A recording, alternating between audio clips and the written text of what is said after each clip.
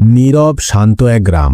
দিনের বেলা এই গ্রামের বউয়েরা যেমন শান্ত, স্বামীদের কথায় ওঠে বসে। রাত নামলেই যেন সবকিছু বদলে যায়। ঠিক রাত ৯টা বাজতেই তাদের আচরণ পুরোপুরি পাল্টে যায়। তারা হয়ে ওঠে হিংস্র, এমনকি স্বামীদের ওপর হাত তুলতেও একটুও দ্বিধা করে না। ঠিক এই সময়ে টিভিতে শুরু হয় এক রহস্যময় ধারাবাহিক, আর সেটাই যেন হয়ে যায় এক অভিশাপ। স্থানীয়রা বিশ্বাস করে এই সিরিয়াল চলাকালীন সময় মৃত আত্মারা নাকি বউদের শরীরে ভোর করে বসে। প্রতিদিনের এই অদ্ভুত আচরণে গ্রামের পুরুষরা দিশাহারা। তারা মুক্তির উপায় খুঁজতে খুঁজতে নানা রকম ফোন দিয়ে আটে। কিন্তু প্রশ্ন হলো, আত্মাদের এই করাল ছায়া থেকে আদৌ কি রক্ষা সম্ভব, নাকি সিরিয়ালের মোহে বুঁদ হয়ে আত্মারা হয়ে উঠবে আরও ভয়ঙ্কর? চলুন আজ শুনে নেওয়া যাক সম্প্রতি মুক্তি পাওয়া এক তেলেগু সিনেমার গল্প। এক বৃদ্ধা, যাকে ঘিরে চলছে কান্না আর শোকের আবহ। বয়স হলেও তিনি বেশ সুস্থ ছিলেন। হঠাৎ এমন কি হলো যে তিনি মৃত্যুশয্যায়? তার নাতি, যে সদ্য একটি নতুন ব্যবসা শুরু করেছে, চায় দাদির হাত দিয়ে ফিতা কেটে উদ্বোধন করতে। কিন্তু সবকিছু যেন বদলে যাচ্ছে এক ঝটকায়। সবাই যখন ধরে নিচ্ছে সময় এসে গেছে, তখনই ঘটে এক অলৌকিক ঘটনা। এতক্ষণ চোখ বন্ধ করে নিঃসাড় পড়ে থাকা বৃদ্ধা হঠাৎ ৯টা বাজতেই চোখ মেলে তাকায়। এরপর কাঁপা কাঁপা হাতে টিভির দিকে ইশারা করে। সবাই যখন হতবাক, তখন তার নাত বউ ব্যাপারটা বুঝতে পারে। দ্রুত চালু করে সেই রহস্যময় সিরিয়াল জন্ম জন্মান্তরের বন্ধন। সিরিয়ালে আজকের গল্পে রয়েছে রাজাবাবুর কাহিনী। এক ধরনের হালকা হারামি স্বভাবের মানুষ সে। লক্ষ্মীসুলভ স্ত্রীকে কখনোই প্রাধান্য দেয়নি। তবে আজকের এপিসোডে সে উপলব্ধি করে নিজের ভুল আর ফিরে পেতে চায় তার সীতা বউকে। কিন্তু বউয়ের বাড়িতে গিয়ে জানতে পারে সীতা কোথাও চলে গেছে। রেখে গেছে শুধু একটা চিঠি, আমি চলে যাচ্ছি, আমাকে খুঁজো না। চিঠি পড়ে রাজাবাবু ভেঙে পড়ে চিৎকার করে ওঠে। ঠিক তখনই এপিসোড শেষ হয়। সিরিয়াল শেষ হতে না হতেই বৃদ্ধা যেন নতুন প্রাণ ফিরে পায়। এক লাফে বিছানা থেকে উঠে দাঁড়ায় এবং টিভির সামনে গিয়ে রাজাবাবুকে উদ্দেশ্য করে শুরু করে গালাগাল আর অভিশাপ বর্ষণ। বৃদ্ধার সিরিয়াল আসক্তি এমন এক পর্যায়ে পৌঁছে যায় যেন মনে হচ্ছিল টিভির পর্দার ঘটনাগুলোই বাস্তবে তার সামনে ঘটছে। তবে শুধু ওই বৃদ্ধাই না, এই জন্ম জন্মান্তরের বন্ধন নামের সিরিয়ালের প্রতি পুরো গ্রামের মেয়েদের একটা অদ্ভুত আকর্ষণ তৈরি হয়েছিল। রাত ৯টা বাজতেই গ্রামের ঘরের পর ঘরের মহিলারা টিভির সামনে বসে পড়ে, একেবারে মঞ্চমুগ্ধের মতো। তখন চারপাশ এতটাই নিস্তব্ধ হয়ে যায় যেন গ্রামের রাস্তায় কেবলমাত্র কয়েকটা কুকুর ছাড়া আর কিছুই দেখা যায় না। তবে এই ধারাবাহিক ছাড়াও গ্রামে আরেকটি প্রোগ্রাম ছিল বেশ জনপ্রিয়। ডিশ কেবল অপারেটর শ্রীনু চালাতো এক মজাদার গেম শো, ফোন করুন পুরস্কার নিন। এই প্রোগ্রামে কেউ ফোন করলেই সে একটা সিনেমা বা গানের ক্লিপ দেখাতো। তারপর সেই ক্লিপের ওপর ভিত্তি করে করত একেবারে অদ্ভুত ধরনের প্রশ্ন, যেমন নায়িকা কয়বার ভ্রু নাচিয়েছে, নায়ক চপ খাওয়ার সময় কোন চাটনি ব্যবহার করেছে। এমন প্রশ্নের কারণে কেউই কোনো পুরস্কার জিততে পারত না। তবে প্রোগ্রামের টিআরপি হু হু করে বাড়ত আর শ্রীনুর কেবল বিজনেস চলত দারুণ। শ্রীনুর খুব কাছের দুই বন্ধু ছিল। একজন ভেঙ্কাটেশ, যার স্ত্রী গায়ত্রী ছিলেন। শান্ত স্বভাবের, স্বামীর অবহেলা বা রুক্ষ ব্যবহার সবই মুখ বুঝে সহ্য করতেন।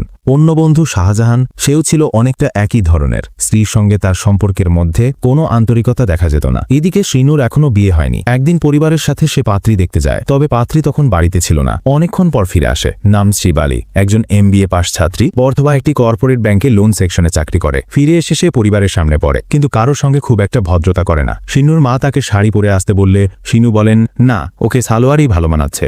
এরপর দুজনকে আলাদা করে ছাদে পাঠানো হয় কথা বলার জন্য। দুজনেই কিছুটা দ্বিধায় ছিল, কে কি বলবে তা নিয়ে।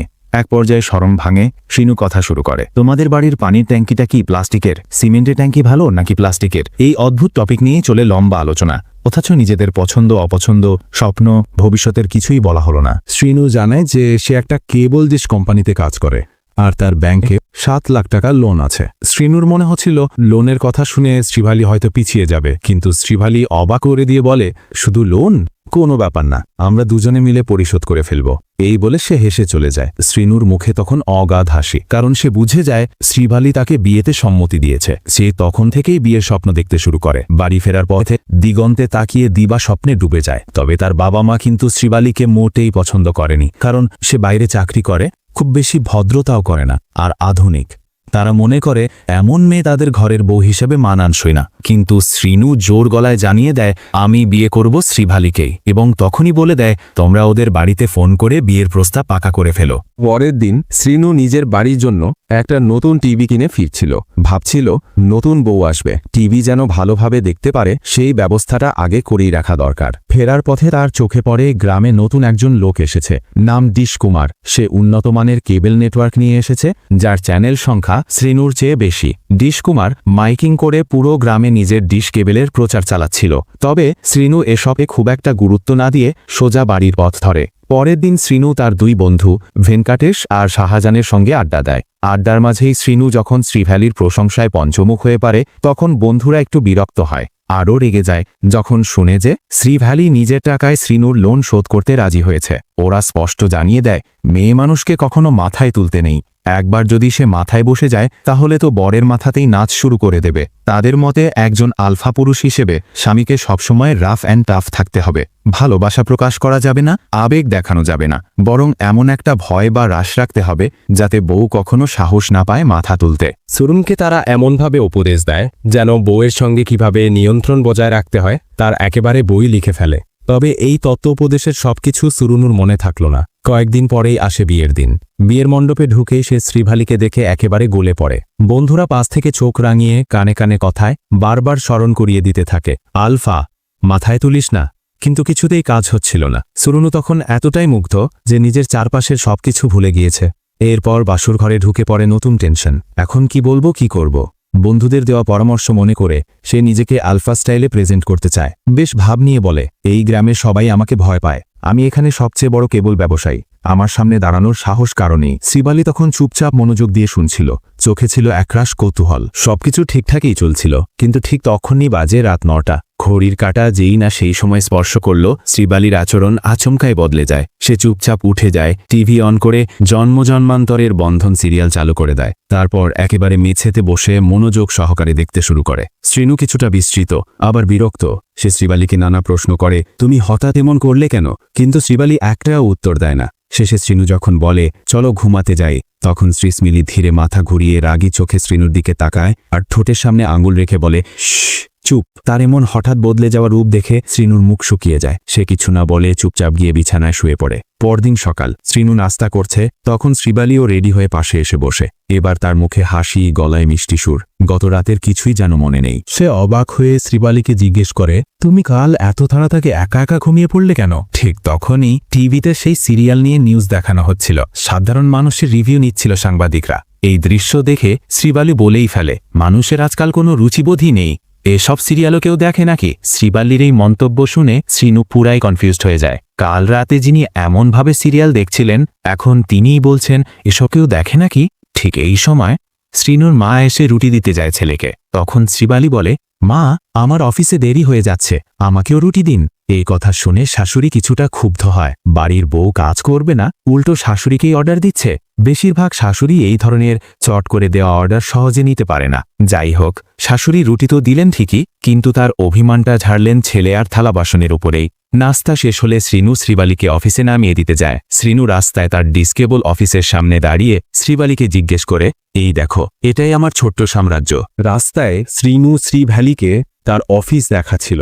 ঠিক তখনই তারা দেখতে পেল ডিশ কুমার তার নতুন কেবল অফিসটা একেবারে শ্রীনুর অফিসের পাশেই খুলেছে। তাতেও ক্ষান্ত হয়নি, সাইনবোর্ডে বড় করে লিখে দিয়েছে, পাশের ডিশে আছে মাত্র 50টা চ্যানেল আর আমাদের আছে 999টা। এটা দেখে শ্রীনু তো কিছুটা চুপ মেরে গেল, কিন্তু শ্রীভ্যালি একেবারে আগুন হয়ে গেল। সে এমন রেগে উঠল, মনে হলো এখনই গিয়ে কুমারকে চড় ঘুষি মেরে সোজা করে দেবে। শ্রীনু কোনো রকমে তাকে সামলে ঘটনাস্থল থেকে সরিয়ে নেয়। তবে মনে মনে সে খুব খুশি, এমন প্রোটেক্টিভ বউ পাওয়াটা ভাগ্যের ব্যাপার। সেই রাতে শ্রীনু ঘরে ফিরে শ্রীভ্যালিকে গান গাওয়ার অনুরোধ করে। শ্রীভ্যালি একটু লজ্জা পায়, কারণ এটা হবে তার প্রথমবার গাওয়া। সে বলে, তুমি আগে চোখ বন্ধ করো। শ্রীনু চোখ বন্ধ করে অপেক্ষা করতে থাকে। আর তখনই ঘড়ি বলে দেয় ঠিক 9টা বাজে। ঠিক সেই মুহূর্তে শ্রীভ্যালির মধ্যে আবার সেই পরিবর্তন আসে। সে আবার এক ছটকায় টিভি অন করে জন্মজন্মান্তরের বন্ধন সিরিয়াল দেখতে বসে। শ্রীনু এবার বিরক্ত হয়ে টিভির সামনে গিয়ে ধমক দিয়ে বকাঝোকা শুরু করে, কিন্তু শ্রীভ্যালির যেন কোনো ভ্রুক্ষেপই নেই। সে ঘাড় কাত করে চোখ বড় করে সিরিয়ালের দিকে তাকিয়েছিল, একেবারে মোহাচ্ছন্নের মতো। শ্রীনু এবার রেগে গিয়ে কেবেল খুলে দেয়, আর তখনই শ্রীভ্যালি এক ঝাঁপে উঠে দাঁড়ায়, কেবেলটা ছিনিয়ে নেয় এবং আবার প্লাগে লাগিয়ে দেয়। শ্রীনু যখন আবার টিভি বন্ধ করতে যায়, তখন শ্রীভ্যালি এক হাতে ধাক্কা দিয়ে ভারী খাটটা পর্যন্ত সরিয়ে দেয়। এটা দেখে শ্রীনুর মুখ শুকিয়ে যায়। সে বুঝতে পারে এখানে কিছু একটা গণ্ডগোল আছে। পরদিন শ্রীনু তার বন্ধুদের সাথে দেখা করে। শ্রীনু ঘটনাটা শেয়ার করতেই যাবে, তবে কথা শুরু করার আগেই শাহজাহান নিজেই বলে ওঠে, এই সিরিয়াল চলাকালীন সময়ে আমার বউ এমন অদ্ভুত আচরণ করে। এটা শুনে শ্রীনু অবাক, আরও অবাক হয় যখন দেখে ভেঙ্কাটে সেটা শুনে তাচ্ছিল্য করে হেসে উড়িয়ে দেয়, কারণ সে নাইট শিফটে কাজ করে আর এই সময়ের কিছুই সে জানে না। তাই বন্ধুরা সিদ্ধান্ত নেয় আজ রাতে ছুটি নিয়ে তুই বাড়িতে থাক, সিরিয়ালের সময় শুধু 1 কাপ কফি চাইবি গায়ত্রীর কাছে, তারপর দেখবি আসল চিত্র। ভেঙ্কাটেশ চ্যালেঞ্জ নেয়। রাতে সে বাড়িতে থেকে যায়, আর বাইরে থেকে জানালা দিয়ে তাকে মনিটর করছিল শ্রীনু আর শাহজাহান। প্রথমে সব ঠিকঠাক চলছিল, কিন্তু ঘড়ির কাঁটা যখন 9টা ছোঁয়ে গায়ত্রী হঠাৎ আচরণ বদলে ফেলে। সে একটা চেয়ার টেনে নিয়ে টিভির সামনে বসে। ভেঙ্কাটেশ তখন টিভি দেখছিল। সে রিমোটটা কেড়ে নেয় গায়ত্রীর কাছ থেকে। এইবার ভেঙ্কাটেশ ধমক দিয়ে 1 কাপ কফি চায়, কিন্তু গায়ত্রী কিছুই শুনতে পায় না। তার চোখ এক দৃষ্টিতে টিভির পর্দায়। এই প্রথম বিয়ের পর গায়ত্রী তার স্বামীর কথা অমান্য করছে। ভেঙ্কাটেশ তখন উঠে গিয়ে রিমোটের ব্যাটারি খুলে ছুঁড়ে ফেলে। আর তখনই গায়ত্রী রুদ্র রূপ ধারণ করে। সে ভেঙ্কাটেশে জিজ্ঞেস করে, ব্যাটারি কই? ভেঙ্কাটেশ উত্তর না দিয়ে চিৎকার শুরু করে। গায়ত্রী হঠাৎ এসে গলা চেপে ধরে তাকে উপরে তুলে আছাড় মেরে ফেলে। ভয়ে ভেঙ্কাটেশ তখন চারদিক খুঁজতে থাকে ব্যাটারির জন্য। শেষে দেখে ব্যাটারি ফ্রিজের নিচে গড়িয়ে গেছে। সে সেটা বের করতে যায়, কিন্তু গায়ত্রী ধৈর্য হারিয়ে ফ্রিজটাকেই নাড়াতে থাকে জোরে জোরে। বাইরে দাঁড়িয়ে থাকা শ্রীনু ও শাহজাহান সব বুঝে দ্রুত টিভিতে নতুন ব্যাটারি লাগিয়ে সিরিয়াল চালু করে দেয়। টিভি অন হতেই গায়ত্রীর মুখে ফেরে হাসি। সে আনন্দে টিভির সামনে বসে সিরিয়াল দেখতে থাকে। এই ঘটনার পরে ভেঙ্কাটেশের সম্মান, স্মৃতি, পুরুষত্ব সব একসাথে উবে যায়। তারপর থেকে তিনজনেই বউদের সামনে ভয়ে জুবুথুবু হয়ে থাকে। তাদের মাথায় এখন একটাই প্রশ্ন, এই মেয়েদের সঙ্গে এমনটা হচ্ছে কেন? এটা কি ভূত প্রেতের কাজ? এভাবে দিন যেতে থাকে। প্রতিদিনই রাত 9টার পরে বউদের এই ভয়ানক রূপ আর স্বামীদের আতঙ্কের রাত। একদিন ওরা আর সহ্য করতে পারে না, রাতেই বেরিয়ে আসে। বাইরে এসে দেখে শুধু তারা তিনজনই না, প্রায় প্রতিটা বাড়ির পুরুষেরা রাস্তায় দাঁড়িয়ে। সবাই একই দুর্দশার শিকার। অনেকে তো আর ঘরেই থাকতে চায় না। যারা চাকরি করে তারা মালিকের কাছে নাইট ডিউটির আবেদন করে রেখেছে, শুধু যেন রাতে বাড়িতে না থাকতে হয়। এদিকে শ্রীনুর ব্যবসাও এই ফ্রাস্ট্রেশনে পড়ে বাজে হাল। উল্টো ডিশকুমারের ব্যবসা আরও জমে উঠছে। এভাবে তো আর চলতে পারে না। তাই শ্রীনু সিদ্ধান্ত নেয় কিছু একটা করা দরকার। সাথে নেয় বন্ধু ভেঙ্কাটেশ আর শাহজাহানকে। তারা যায় গ্রামের বিখ্যাত তান্ত্রিক মায়ার কাছে। তান্ত্রিক তাদেরকে হালকা পাতলা ঝাড়ফুঁক আর কিছু মন্ত্র পড়ে।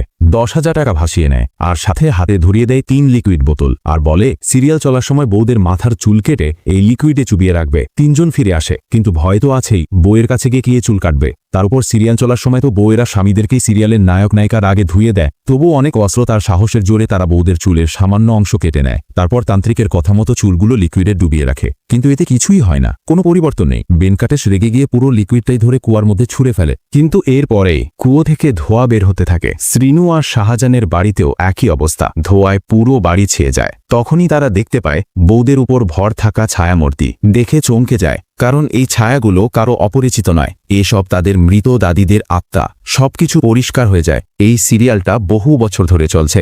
বেঁচে থাকতে দাদিরা এই সিরিয়াল দেখত। এখন মরার পরেও সেই নেশা কাটেনি। তাই তারা বউদের শরীরে ভর করে সিরিয়াল দেখে। সিরিয়াল শেষ হলেই তারা আবার চলে যায়। 3 বন্ধু হতবাক। তবে এবার তারা একটা কথা ঠিক করে, এবার আর দাদিদের ফাঁদে পড়া যাবে না, একটা কিছু করতেই হবে। ঠিক তখনই তারা টিভিতে একটা বিজ্ঞাপন দেখে, আগামী শুক্রবার সিরিয়ালটির শেষ পর্ব। ব্যাস, এটা শোনার পরে তাদের খুশির আর সীমা থাকে না। এবার শুক্রবারের জন্য দিন গোনা শুরু হয়। অবশেষে সেই কাঙ্ক্ষিত দিনটি চলে আসে। সেদিন শুধু বউয়েরা না, স্বামীরাও চরম আগ্রহে সিরিয়ালের শেষ পর্ব দেখতে বসে। সিরিয়ালের শেষ পর্ব শুরু হয়। দেখা যায় রাজাবাবু অবশেষে সীতাকে খুঁজে পেয়েছে। সে সরি বলে সব ঠিকঠাক করতে যাচ্ছিল। ঠিক তখনই তার মাথার উপর গাছের ডাল ভেঙে পড়ে। এর ফলে রাজাবাবু স্মৃতি হারায়। সীতা চিন্তিত হয়ে জিজ্ঞেস করে, তুমি ঠিক আছো? বিস্ময় হয়ে সীতার দিকে তাকায় আর বলে, তুমি কে? এই দৃশ্য দিয়ে পর্ব শেষ। এরপর ভয়ঙ্কর খবর, ঘোষণা আসে সিরিয়ালের আরও অনেক পর্ব আসবে। ব্যাস, এই খবর শুনে দাদিদের আত্মারা রেগে যায় আগুন হয়ে। কেউ কেউ তো রাগে টিভি পর্যন্ত ভেঙে ফেলে। পুরুষেরা আবার হতাশ, কারণ এই সিরিয়ালের সাথে আত্মাদের অত্যাচারও অনন্তকাল চলবে। পরদিন শুরু হয় 2999তম পর্ব। রাজাবাবুকে হাসপাতালে আনা হয়। জ্ঞান ফেরার পর সীতা জুস নিয়ে সামনে দাঁড়ায়। আমাকে চিনতে পারছো? রাজাবাবু এক ঝটকায় রেগে যায়। তার মনে পড়ে যায় সেই দিনের কথা, যেদিন সীতা প্রথম চাকরিতে যোগ দিয়েছিল। রাজাবাবু তখন থেকেই স্ত্রীর চাকরি বিরোধী। সে জানতে চায়, তুমি এখনো চাকরি করো? সীতা জানায়, হ্যাঁ এখনো করি। তোমার চিকিৎসার খরচও আমিই দিচ্ছি। শুনে রাজাবাবু জুসের গ্লাস ছুঁড়ে মারে তার মুখের দিকে। তোমার টাকায় আমাকে চলতে হবে না। সীতার মন খারাপ। ডাক্তারের কাছে জানতে গেলে সে জানায় রাজাবাবুর স্মৃতি ফিরেছে, কিন্তু গত 1 বছরের সব ভুলে গেছে। এখন সীতার দায়িত্ব রাজাবাবুকে আবার সব মনে করানো। এটা দেখে পুরুষেরা আরও হতাশ হয়ে পড়ে। এই তো গেল, আবার নতুন করে কয়েক হাজার পর্বের শুরু হবে। শেষমেশ উপায় না দেখে শ্রীনু গ্রামের সবাইকে নিয়ে আবার ততলা মায়ার কাছে যায়। কিন্তু মায়াও এবার তাদের কোনো সাহায্য করতে পারে না। তোমাদের মুক্তির পথ নিজেদেরই খুঁজতে হবে। হতাশ হয়ে শ্রীনু বাড়ি ফেরে। বাড়ি গিয়ে দেখে শিবালী ঘুমিয়ে গেছে। সে শুতে গিয়েও দেখতে পায় শিবালীর জায়গায় তার মৃত দাদি শুয়ে আছে। এতে ভয় পেয়ে শিবালী ঘুম ভেঙে দেখে শ্রীনু মেঝেতে। সে ভাবে শ্রীনুর মা নিশ্চয়ই আমার কাছ থেকে দূরে দূরে থাকছে। পরের দিন সকালেই শ্রীভালি বাড়ির কাজকর্মে লেগে পড়ে, কিন্তু কিছুই ঠিকঠাক করতে পারে না। রান্না করতে গিয়ে হাত পুড়িয়ে ফেলে। শ্রীনু এগিয়ে আসতেই শ্রীভালি মুখ ফিরিয়ে চলে যায়। বেডরুমে শ্রীনু গিয়ে জিজ্ঞেস করে, তুমি এমন করছো কেন? আমার সাথে সমস্যা কি? শ্রীভালি জবাব দেয়, ঠিক একই প্রশ্ন আমারও। তুমি কেন দূরে থাকছো? যদি কোনো সমস্যা থাকে তাহলে সরাসরি বলো। অবশেষে শ্রীনু সব খুলে বলে, এই রুমে আগে আমার দাদি থাকতো, তার আত্মা প্রতিদিন তোমার উপর ভর করে। ঠিক রাত 9টায় টিভির সামনে বসে সিরিয়াল দেখে, আর সেটা তোমার শরীরে ভর করে। প্রমাণ হিসেবে সে টাইলসের স্ক্র্যাচ দেখায়। সেদিন তুমি এক হাতে খাট সরিয়েছিলে, তখন এই দাগ পড়েছিল। শ্রীভালি তো সব শুনে পুরোটাই হেসে উড়িয়ে দেয়। সে বিশ্বাসই করে না। শ্রীনু তখন বলে, এটা শুধু তোমার না, পুরো গ্রামেই এই সমস্যা চলছে। শ্রীনুর কথা শুনে শ্রীভালি একটু ভয়ই পেয়ে যায়। তখন শ্রীনু তাকে জড়িয়ে ধরে শান্ত করতে চেষ্টা করে। শ্রীভালিও তখন রেগে গিয়ে সেই সিরিয়ালটাকেই গালাগাল দেয়। কিন্তু সময় তখন ঠিক রাত 9টা। ব্যাস, শ্রীভালির উপর আবারও শ্রীনুর দাদির আত্মা ভর করে। বুঝতে পেরে শ্রীনু এক লাফে সরে যায়, রুম থেকে পালিয়ে বাঁচে। শ্রীভালি তখন একটুও দেরি না করে টিভি চালিয়ে সিরিয়াল দেখতে বসে যায়। সিরিয়াল শেষ হতেই শ্রীভালির জ্ঞান ফেরে। সে নিজেকে দেখে টিভির সামনে মেঝেতে বসা। এবার সে নিশ্চিত হয় শ্রীনু যা বলেছে সবই সত্যি। পরদিন শ্রীভালি যায় ভেঙ্কাটেশের স্ত্রী গায়ত্রী আর শাহজাহানের স্ত্রী ফরিদের কাছে। তাদের জিজ্ঞেস করে, তোমরা কি জানো রাত 9টা থেকে 9:30 পর্যন্ত তোমরা কি করো? কিন্তু ওরা ঠিকঠাক কিছুই মনে করতে পারে না। তখন শ্রীভালি সব সত্যি খুলে বলে। ওরা শুনে তো রীতিমতো চমকে যায়। আরও বেশি ঘাবড়ে যায় ওদের স্বামী। ভেঙ্কটেশ আর শাহজাহান রেগে গিয়ে শ্রীনুকে ধমক দেয়। ওরা বলে, স্ত্রীর সামনে নিজের দুর্বলতাকেও এভাবে প্রকাশ করে। এখন তোরা জানতেই পেরেছে আমরা কতটা অসহায়। শ্রীনুকে এতে ফেলে। সে বলে, আমি কি করতাম? যে পরিস্থিতিতে ছিলাম বাধ্য হয়েই বলেছি। ওর কান্না দেখে ওরাও ইমোশনাল হয়ে যায়, আর কিছু বলে না। এরপর থেকে ওদের বউয়েরাও নানান পুজো, তান্ত্রিক, ঝাড়ফুঁক সব চেষ্টা চালাতে থাকে। কিন্তু স্বামীরা এসব দেখে শুধু হেসে বলে, এইসব আমরা আগেই ট্রাই করেছি। ফলাফল দিন পেরোতে থাকে, সিরিয়াল এগোয়, আর দাদিদের আত্মার অত্যাচারও বাড়তে থাকে। দেখতে দেখতে চলে আসে পূর্ণিমা আর ব্লাড মুনের রাত। এদিন দাদিদের আত্মারা ভয়ঙ্কর রূপ নেয়। রাগে ওরা ঘরের জিনিসপত্র ভাঙচুর করে, এমনকি শ্রীভালির চোখ দিয়েও রক্ত বেরোতে থাকে। ওরা বলে, গ্রামের সব পুরুষকেই এবার মেরে ফেলব। পুরুষেরা আতঙ্কে রাতে হোটেলে বসে পরামর্শ করে। হঠাৎ টিভিতে লাইভ চলে আসে সিরিয়ালের রাজা বাবুর ইন্টারভিউ। ও বলছে, দর্শক চাইলে আরও 1000টা এপিসোড বানাবো। এই কথা শুনে ওরা তো মাথায় হাত। এদিকে বাড়িতে শ্রীভালি, গায়ত্রী আর ফরিদা তিনজনেই রাজাবাবুকে লাইভ ফোন দেয়। ওরা রাজাবাবুকে ধমক দেয়, স্ত্রীর উপর এত অত্যাচার কেন করে? এভাবে সামাজিক অবক্ষয় বাড়ছে। রাজাবাবু বলেন, এই সব দেখেই তো চ্যানেলের টিআরপি বাড়ে। ওদের কথা কাটাকাটি বেশ কিছুক্ষণ হওয়ার পরে ফোন কেটে যায়। এবার শ্রীনুর মাথায় একটা প্ল্যান আসে। ও বুঝে যায় দাদিদের আত্মারা সিরিয়ালের শেষ পরিণতি দেখেই শান্তি পাবে। কিন্তু সমস্যাটা হলো, রাজাবাবু তো সিরিয়াল শেষ করবে না। তাহলে শ্রীনুর প্ল্যান, নিজেদের মতো করে সিরিয়ালেরই একটা এপিসোড বানাবে, যেখানে রাজাবাবু আর সীতার মিলন দেখানো হবে। তবে সমস্যা হলো, রাজাবাবু আর সীতার মতো দেখতে কাকে পাবে? আর এটা নকল সিরিয়াল হলেও ওটা আসল বলে আত্মাদের বোঝাতে হবে। তবে শ্রীনু এরও একটা সমাধান ভেবে রেখেছে। সে একটা প্রোডাকশন হাউস হায়ার করে। ডিরেক্টর ভীরাবাবু আর ক্যামেরাম্যান গানারের সাথে ডিল হয়। ওরা ঠিক করে হুবহু আসল সিরিয়ালের মতো নকল এপিসোড বানাবে, তাও আবার ক্লাইম্যাক্স সহ। শর্ত একটাই, অভিনেতা অভিনেত্রী খুঁজে বের করা থেকে সবকিছু প্রোডাকশন হাউসই দেখবে। শ্রীনু আর কিচ্ছু জানে না, শুধু টাকা দেবে। এরপর শুরু হয় শুটিং। একদম আসল জন্ম জন্মান্তর বন্ধন সিরিয়ালের সেটের মতো সেট বানানো হয়। তাতে নতুন দুইজন রাজাবাবু আর সীতা। শুটিং শুরু হলো। যেখানে আসল সিরিয়াল শেষ হয়েছিল ঠিক সেখান থেকেই নকল সিরিজটা শুরু। রাত 9টার সময় নিজের চ্যানেলে এপিসোডটা চালিয়ে দেয়। দাদিদের আথারা একটু সন্দেহ করলেও দেখে দেখে একদম মজে যায়, কারণ গল্পের মোড় এমন দেওয়া হয়েছিল যাতে ওদের দারুণ লাগবে। সিরিয়ালে দেখা যায় রাজাবাবু কিচেনের গ্যাসের পাইপ কেটে রেখেছে সীতাকে মারার জন্য, কিন্তু সীতা কিছুতেই চুলা জ্বালাতে পারছে না। অবশেষে বলে, রাজাবাবু গ্যাস তো শেষ, নতুন সিলিন্ডার আনতে হবে। এই ব্যর্থতায় দাদিরা খুব খুশি। তারা ভুলে যায় এটা নকল সিরিয়াল। শ্রীনুর প্ল্যানটা সাকসেসফুল। এতে গ্রামবাসীরা খুশি হয়ে ডিশ কুমারের লাইন বাদ দিয়ে শ্রীনুর ডিশ নেয়। এইবার তারা ভাবে কিভাবে সিরিয়ালের ক্লাইম্যাক্স বানাবে। ভেঙ্কটেশ বলে, সীতা যদি চাকরি ছেড়ে গৃহিণী হয়ে যায় তাহলে তো রাজাবাবু খুশি হবে। এই থিওরি ভালো লেগে যায়, তাই পরের এপিসোডে সীতা চাকরি ছেড়ে দেয়। কিন্তু ফল হলো উল্টো।